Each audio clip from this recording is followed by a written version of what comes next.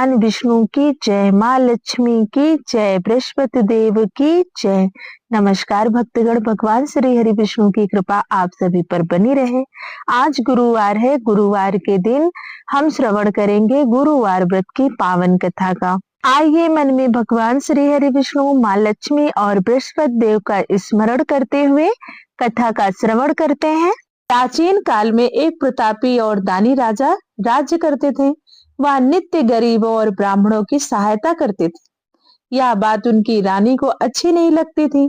वह ना तो गरीबों को दान देती थी, ना ही भगवान का पूजन करती थी और राजा को भी दान देने से मना किया करती थी।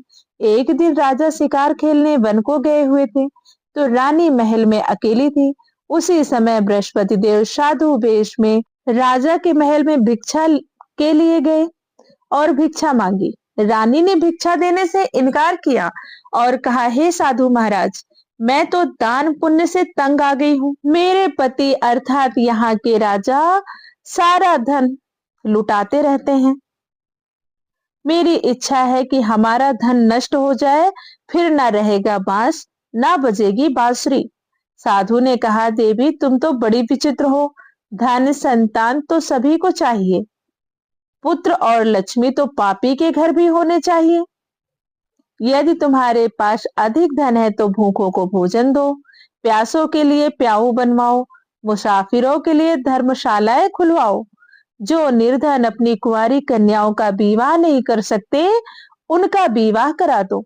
ऐसे और कई काम हैं जिसके करने से तुम्हारा यश लोक परलोक में फैलेगा। परंतु रानी पर उपदेश का कोई प्रभाव न पड़ा।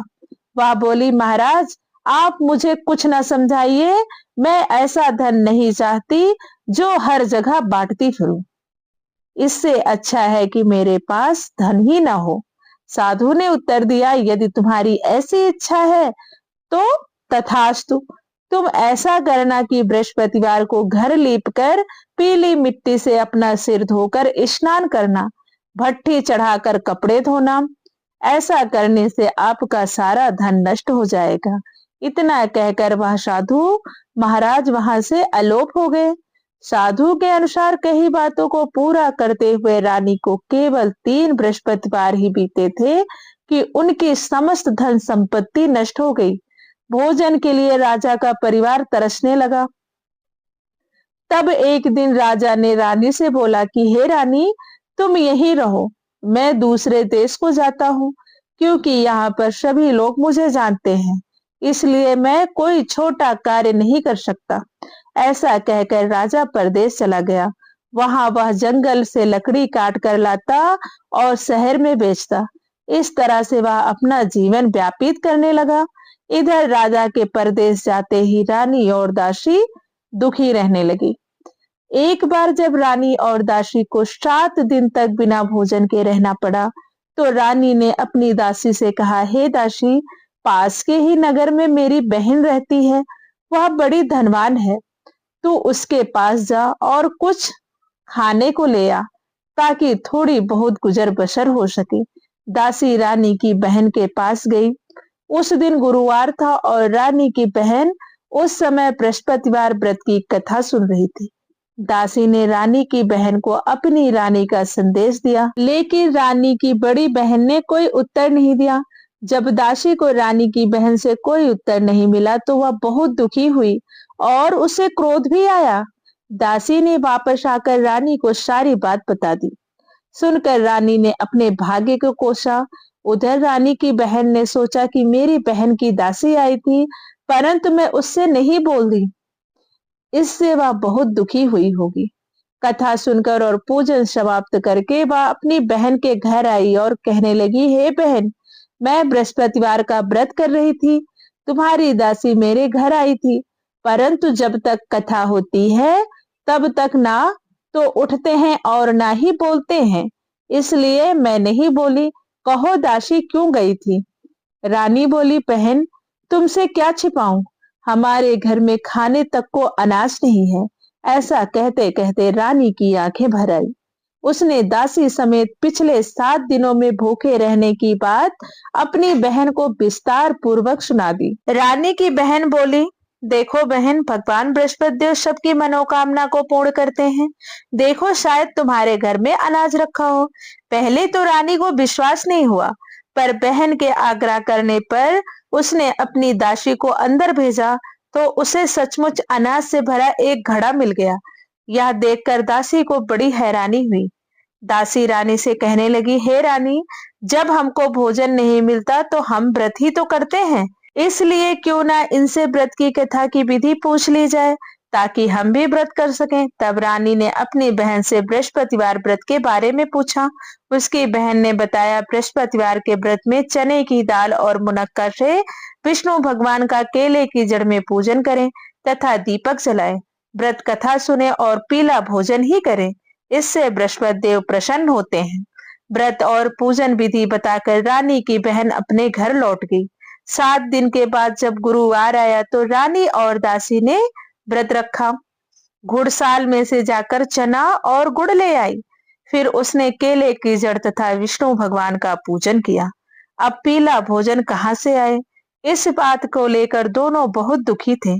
चूंकि उन्होंने व्रत रखा था, इसलिए बृहस्पति देव उनसे प्रसन्न थे। इसलिए वे एक साधारण व्यक्ति का रूप धारण करके 2 थालों में सुंदर पीला भोजन दासी को दे गए। भोजन पाकर दासी प्रसन्न हुई और फिर रानी के साथ मिलकर भोजन ग्रहण किया। उसके बाद वे सभी गुरुवार को व्रत और पूजन करने लगी। बृहस्पति भगवान की कृपा से उनके पास फिर से धन संपत्ति आ गई, परंतु रानी फिर से पहले की तरह आलस्य करने लगी। तब दासी बोली, देखो रानी, तुम पहले भी इस प्रकार आलस्य करती थी, तुम्हें धन रखने में कष्ट होता था, इस कारण सभी धन नष्ट हो गया, और अब जब भगवान बृहस्पति की कृपा से धन मिला है तो तुम्हें फिर से आलस्य होता है। रानी को समझाते हुए दासी कहती है कि बड़ी बड़ी मुसीबतों के बाद हमने धन पाया है, इसलिए हमें दान पुण्य करना चाहिए, भूखे मनुष्यों को भोजन कराना चाहिए और धन को शुभ कार्यों में खर्च करना चाहिए। हे रानी, जिससे तुम्हारे कुल का यश बढ़ेगा, स्वर्ग की प्राप्ति होगी और पितृ प्रसन्न होंगे। दासी की बात सुनकर रानी दासी की बात मान गई और अपना धन शुभ कार्यों में खर्च करने लगी, जिससे पूरे नगर में उसका यश फैलने लगा। उधर राजा का वही हाल था। एक दिन राजा दुखी होकर जंगल में एक पेड़ के नीचे आसन जमा कर बैठ गया। वह अपनी दशा को याद करके व्याकुल होने लगा। बृहस्पतिवार का दिन था। एकाएक उसने देखा कि निर्जन वन में एक साधु प्रकट हुए। वह साधु वेश में स्वयं बृहस्पति देवता थे। लकड़हारे के सामने आकर बोले, हे लकड़हारे, इस सुनसान जंगल में तू चिंता मग्न क्यों बैठा है? लकड़हारे ने दोनों हाथ जोड़कर प्रणाम किया और उत्तर दिया, महात्मा जी, आप सब कुछ जानते हैं, मैं क्या कहूँ। यह कहकर रोने लगा और साधु को अपनी आत्मकथा सुनाई। महात्मा जी ने कहा, तुम्हारी स्त्री ने बृहस्पति के दिन बृहस्पति भगवान का निरादर किया है, जिसके कारण रुष्ट होकर उन्होंने तुम्हारी यह दशा कर दी है। अब तुम चिंता को दूर करके मेरे कहने पर चलो तो तुम्हारे सब कष्ट दूर हो जाएंगे और भगवान पहले से भी अधिक संपत्ति देंगे। तुम बृहस्पति के दिन कथा किया करो, 2 पैसे के चने मुनक्का लाकर उसका प्रसाद बनाओ और शुद्ध जल से लोटे में शक्कर मिलाकर अमृत तैयार करो। कथा के पश्चात अपने सारे परिवार और सुनने वाले प्रेमियों में अमृत व प्रसाद बांटकर आप भी ग्रहण करो। ऐसा करने से भगवान तुम्हारी सब मनोकामना पूरी करेंगे। साधु के ऐसे वचन सुनकर लकड़हारा बोला, हे प्रभु, मुझे लकड़ी बेचकर इतना पैसा नहीं मिलता जिससे भोजन के उपरांत कुछ बचा सकूं। मैंने रात्रि में अपनी स्त्री को व्याकुल देखा है। मेरे पास कुछ भी नहीं है जिससे मैं उसकी खबर मंगा सकूं। साधु ने कहा, हे लकड़हारे, तुम किसी बात की चिंता मत करो। बृहस्पति के दिन तुम रोजाना की तरह लकड़ियां लेकर शहर को जाओ। तुमको रोज से दुगना धन प्राप्त होगा, जिससे तुम भली भांति भोजन कर लोगे तथा बृहस्पति देव की पूजा का सामान भी आ जाएगा। इतना कहकर साधु अंतर ध्यान हो गए। धीरे धीरे समय व्यापित होने पर फिर बृहस्पतिवार का दिन आया। लकड़हारा जंगल से लकड़ी काटकर किसी शहर में बेचने गया। उसे उस दिन और दिन से अधिक पैसा मिला। राजा ने चना गुड़ आदि लाकर गुरुवार का व्रत किया। उस दिन से उसके सभी कलेश दूर हुए। परंतु जब दोबारा गुरुवार का दिन आया तो बृहस्पतिवार का व्रत करना भूल गया। इस कारण बृहस्पति भगवान नाराज हो गए। उस दिन उस नगर के राजा ने विशाल यज्ञ का आयोजन किया तथा शहर में यह घोषणा करा दी कि कोई भी मनुष्य अपने घर में भोजन ना बनावे, ना आग जलावे। समस्त जनता मेरे यहाँ भोजन करने आवे। इस आज्ञा को जो ना मानेगा उसे फांसी की सजा दी जाएगी। इस तरह की घोषणा संपूर्ण नगर में करवा दी गई। राजा की आज्ञा अनुसार शहर के सभी लोग भोजन करने गए, लेकिन लकड़हारा कुछ देर से पहुंचा, इसलिए राजा उसको अपने साथ घर लिवा ले गए और ले जाकर उसको भोजन करा ही रहे थे तो रानी की दृष्टि उस खूंटी पर पड़ी जिस पर उनका हार लटका हुआ था। वह वहां पर दिखाई नहीं दिया। रानी ने निश्चय किया कि मेरा हार इस मनुष्य ने चुरा लिया है। उसी समय सिपाहियों को बुलाकर उसको कारागार में डलवा दिया। जब लकड़हारा कारागार में पड़ गया और बहुत दुखी होकर विचार करने लगा, ना जाने कौन से पूर्व जन्म के कर्म से मुझे यह दुख प्राप्त हुआ है, और उसी साधु को याद करने लगा जो कि जंगल में मिला था। उसी समय तत्काल बृहस्पति देव साधु के रूप में प्रकट हुए और उसकी दशा को देखकर कहने लगे, अरे मूर्ख, तूने बृहस्पति देव की कथा नहीं करी, इस कारण तुझे दुख प्राप्त हुआ है। अब चिंता मत कर, बृहस्पतिवार के दिन कारागार के दरवाजे पर 4 पैसे पड़े मिलेंगे, उससे तू बृहस्पति देव की पूजा करना, तेरे सभी कष्ट दूर हो जाएंगे। बृहस्पति के दिन उसे 4 पैसे मिले। लकड़हारे ने कथा कही। उसी रात्रि को बृहस्पति देव ने उस नगर के राजा को स्वप्न में कहा, हे राजा, तुमने जिस आदमी को कारागार में बंद कर दिया है वह निर्दोष है, वह राजा है, उसे छोड़ देना।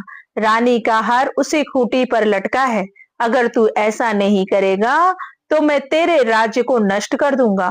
इस तरह रात्रि के स्वप्न को देखकर राजा प्रातः काल उठा और खूंटी पर हार देखकर लकड़हारे को बुलाकर क्षमा मांगी तथा लकड़हारे को योग्य सुंदर वस्त्र आभूषण देकर विदा कर दिया। बृहस्पति देव की आज्ञा अनुसार लकड़हारा अपने नगर को चल दिया।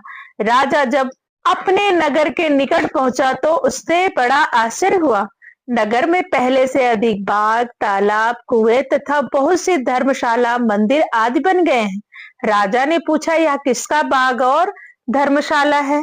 तब नगर के सब लोग कहने लगे, यह सब रानी और बांदी का है। तो राजा को आश्चर्य हुआ और गुस्सा भी आया। जब रानी ने यह खबर सुनी कि राजा आ रहे हैं तो उन्होंने बांदी से कहा, हे दासी, देख राजा हमको कितनी बुरी हालत में छोड़ गए थे। हमारी ऐसी हालत देखकर वह लौट ना जाए, इसलिए तू दरवाजे पर खड़ी हो जा। आज्ञा अनुसार दासी दरवाजे पर खड़ी हो गई। राजा आए तो उन्हें अपने साथ लिवा लाई। तब राजा ने क्रोध करके अपनी रानी से पूछा कि यह धन तुम्हें कैसे प्राप्त हुआ है? तब उन्होंने कहा, हमें यह सब धन बृहस्पति देव के इस व्रत के प्रभाव से प्राप्त हुआ है। राजा ने निश्चय किया कि 7 रोज बाद तो सभी बृहस्पति देव का पूजन करते हैं, परंतु मैं प्रतिदिन दिन में 3 बार कहानी तथा रोज व्रत किया करूंगा। अब हर समय राजा के दुपट्टे में चने की दाल बंधी रहती थी तथा दिन में 3 बार कहानी कहते। एक रोज राजा ने विचार किया कि चलो अपनी बहन के यहाँ हो आवे। इस तरह निश्चय कर राजा घोड़े पर सवार हो अपनी बहन के यहाँ को चल पड़े। मार्ग में उसने देखा कि कुछ आदमी एक मुर्दे को लिए जा रहे हैं। उन्हें रोककर राजा कहने लगे, अरे भाइयों, मेरी बृहस्पति देव की कथा सुन लो। वे बोले, लो, हमारा तो आदमी मर गया है, इनको अपनी कथा की पड़ी है। परंतु कुछ आदमी बोले, अच्छा कहो, हम तुम्हारी कथा भी सुनेंगे।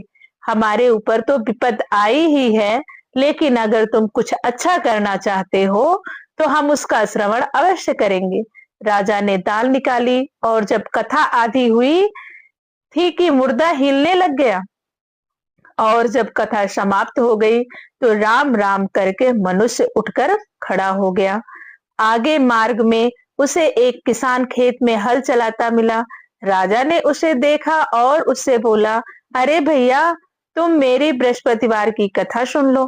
किसान बोला, जब तक मैं तेरी कथा सुनूंगा तब तक 4 हरैया जोत लूंगा। जा अपनी कथा किसी और को सुनाना। इस तरह राजा आगे चलने लगा। राजा के हटते ही बैल पछाड़ खाकर गिर गए तथा किसान के पेट में बड़ी जोर का दर्द होने लगा। उस समय उसकी माँ रोटी लेकर आई। उसने जब यह हाल देखा तो अपने पुत्र से हाल पूछा और बेटे ने सभी हाल कह दिया। तो बुढ़िया दौड़ी दौड़ी उस घुड़सवार के पास गई और उससे बोली कि मैं तेरी कथा सुनूंगी, तू अपनी कथा मेरे खेत में चलकर ही कहना। राजा बुढ़िया के खेत में जाकर कथा कही, जिसे सुनते ही वह बैल खड़े हो गए तथा किसान के पेट का दर्द भी बंद हो गया। राजा अपनी बहन के घर पहुंचा। बहन ने भाई की खूब मेहमानी की। दूसरे रोज प्रातः काल राजा जगा तो वह देखने लगा कि सब लोग भोजन कर रहे हैं। राजा ने अपनी बहन से कहा, ऐसा कोई मनुष्य है जिसने भोजन नहीं किया हो, मेरी बृहस्पतिवार की कथा सुन ले। बहन बोली, हे भैया, यह देश ऐसा ही है कि यहाँ पहले लोग भोजन करते हैं, बाद में अन्य काम करते हैं। अगर कोई पड़ोस में हो तो मैं देख आऊं।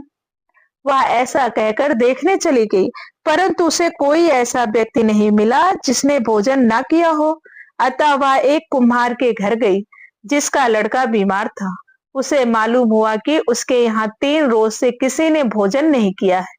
रानी ने अपने भाई की कथा सुनने के लिए कुम्हार से कहा। वह तैयार हो गया। राजा ने जाकर बृहस्पतिवार की कथा कही, जिसको सुनकर उसका लड़का ठीक हो गया। अब तो राजा की प्रशंसा होने लगी। एक रोज राजा ने अपनी बहन से कहा कि हे बहन, हम अपने घर को जाएंगे, तुम भी तैयार हो जाओ। राजा की बहन ने अपनी सास से कहा। सास ने कहा, हाँ चली जा, परंतु अपने लड़कों को मत ले जाना, क्योंकि तेरे भाई के कोई औलाद नहीं है। बहन ने अपने भाई से कहा, भैया हम तो चलेंगे मगर बालक नहीं जाएंगे। राजा बोला, जब कोई बालक नहीं चलेगा तब तुम ही क्या करोगी। वह बड़े दुखी मन से अपने नगर को लौट आया। राजा ने अपनी रानी से कहा, हम निर्वंशी हैं, हमारा मुंह देखने का धर्म नहीं है और कुछ भोजन आदि नहीं किया। रानी बोली, हे प्रभु, बृहस्पति देव ने हमें सब कुछ दिया है, वह हमें औलाद अवश्य देंगे।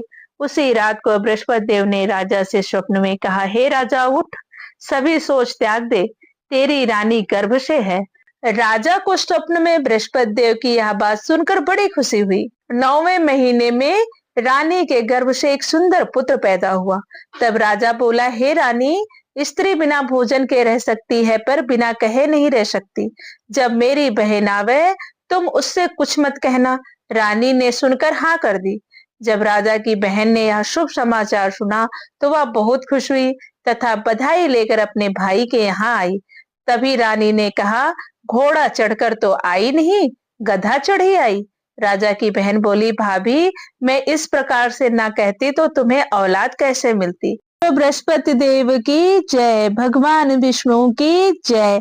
आइए अब सुनते हैं बृहस्पति देव की पावन कथा। प्राचीन काल में एक ब्राह्मण रहता था। वह बहुत निर्धन था, उसके कोई संतान नहीं थी। उसकी स्त्री बहुत मलिनता के साथ रहती थी। वह स्नान न करती, किसी देवता का पूजन न करती। इससे ब्राह्मण देवता बड़े दुखी थे। बेचारे बहुत कुछ कहते थे, किंतु उसका कुछ परिणाम न निकलता। भगवान की कृपा से ब्राह्मण की स्त्री की कन्या रूपी रत्न पैदा हुआ। कन्या बड़ी होने पर प्रातः काल स्नान करके विष्णु भगवान का जाप हुआ, बृहस्पतिवार का व्रत करने लगी। अपने पूजन पाठ को समाप्त करके विद्यालय जाती तो अपनी मुट्ठी में जौ भर के ले जाती और पाठशाला के मार्ग में डालती जाती। तब ये जौ स्वर्ण के हो जाते। लौटते समय उसको बिनकर घर ले आती। एक दिन वह बालिका सूप में उस सोने के जौ को फटकार रही थी कि उसके पिता ने देख लिया और कहा, हे बेटी, सोने के जौ को साफ करने के लिए सोने का सूप होना चाहिए। दूसरे दिन बृहस्पतिवार था। इस कन्या ने व्रत रखा और बृहस्पति देव से प्रार्थना करके कहा, मैंने आपकी पूजा सच्चे मन से की हो तो मेरे लिए सोने का सूप दो। बृहस्पति देव ने उसकी प्रार्थना स्वीकार कर ली।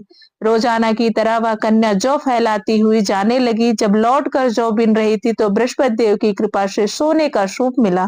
उसे घर ले आई और उसमें जौ साफ करने लगी, परंतु उसकी माँ का वही ढंग रहा। एक दिन की बात है, वह कन्या सोने के सूप में जौ साफ कर रही थी। उस समय उस शहर के राजपुत्र वहां से होकर निकला।